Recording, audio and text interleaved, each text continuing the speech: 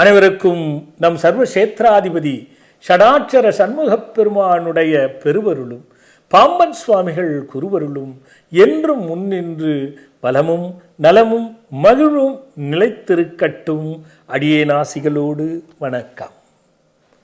இந்த பதிவு இந்த ஆண்டு 2026ஆம் ஆண்டு நடக்கின்ற சனிப்பெயர்ச்சிக்கு எந்தெந்த ராசிக்கு நன்றாக இருக்கிறது, எந்தெந்த ராசிக்கு சரியில்லை என்பதுதான் இந்த பதிவினுடைய சாராம்சம். அந்த வகையிலே துலா ராசிக்காரர்களுக்கு எப்படி இருக்கும் என்ற ஒரு பதிவைத்தான் இந்த பதிவின் வாயிலாக தெரிந்து கொள்ளப் போகிறீர்கள். ஆம், துலா ராசிக்காரர்களுக்கெல்லாம் 6லே சனி வந்திருக்கிறது. ருணரோக சதுருஸ்தானத்திலே சனி பகவான் வந்திருக்கிறார். அவர் என்ன செய்ய போகிறார்?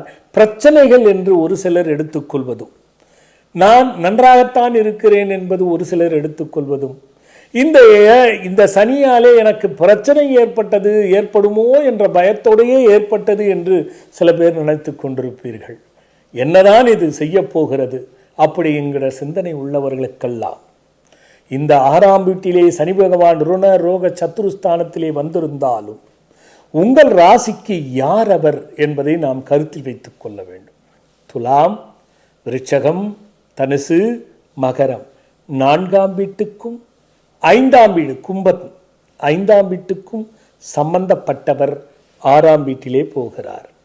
5 என்றால் பூர்வ புண்ணிய ஸ்தானத்திலே உங்களுக்கு, அதாவது பூர்வீக சொத்துக்கள் அல்லது நீண்ட நாட்கள் சொத்துக்களில் இருந்த பிரச்சனைகள் அல்லது நீண்ட நாட்களாக வராத நின்ற பணங்கள், நாம் எதை செய்து தடுங்களும் தோல்வியும் ஏற்பட்டதோ அதற்கெல்லாம் பூர்வ புண்ணிய சக்தியை பெற்று உபஜயம் என்று சொல்லக்கூடிய 6ஆம் வீட்டு ஸ்தானத்திலே இருக்கின்ற சனி பகவான் உங்களுக்கு நிவர்த்தி செய்து தருவார்.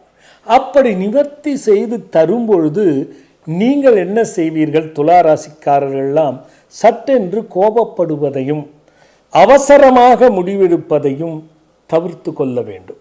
காரணம், இதை கொடுக்கும் நமக்கு ஒரு பாதையில் பலனை கொடுக்கும் பொழுது அந்த பலனை முழுமையாக நீ அனுபவிக்க வேண்டும் என்ற நோக்கத்தோடு தான் சனி பகவான் 6லே வந்த பொழுது செயல்படுத்துவார்.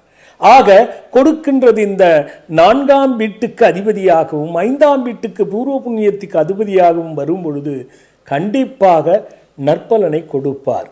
ஆனால் மந்தபுத்தி, சோம்பேறித்தனம், கிரகிப்புத்தன்மை, இந்த 3லே உங்களுக்கு பிரச்சனை இருக்கும். ஒரு முடிவையும் சரியாக எடுக்க முடியாமல் குழப்பத்தை ஏற்படுத்தும். இந்த குழப்பத்திற்கு தெளிவு கிடைக்காமல் செய்யலாமா வேண்டாமா என்கிற சிந்தனை மனசுக்குள்ளே ஓடும்.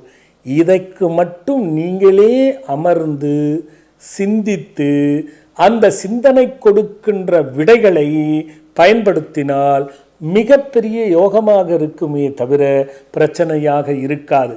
அது உடல் ரீதியாக இருக்கட்டும், கடன் ரீதியாக இருக்கட்டும், சத்துருகள் எதிரிகள் ரீதியாக இருக்கட்டும், அல்லது நம்முடன் இருப்பவர்களோடு இருக்கட்டும், எல்லோருக்கும் உண்மை எது பொய் எது என்று புரிய வைக்கின்ற காலம். நீங்களாகவே சிந்தித்து செயல்பட்டு விட்டால் அந்த புரிய வைத்ததில் மாட்டிக்கொள்ளுகின்ற சிக்கல் கூட உங்களுக்கு இல்லாமல் செய்கின்ற தருணம் தான் இந்த ஆண்டு மாறிய சனிப்பெயர்ச்சி என்று இந்த துளாராசிக்காரர்கள் எல்லாம் புரிந்து கொள்ள வேண்டும். இதை புரிந்து கொண்டு செயல்பட்டீர்கள் என்றால் மிகப்பெரிய நற்பலனே சனி பகவான் கொடுப்பார் என்பதை கூறி அடுத்த ஒரு நல்ல பதிவோடு பார்க்கிறேன். வணக்கம்.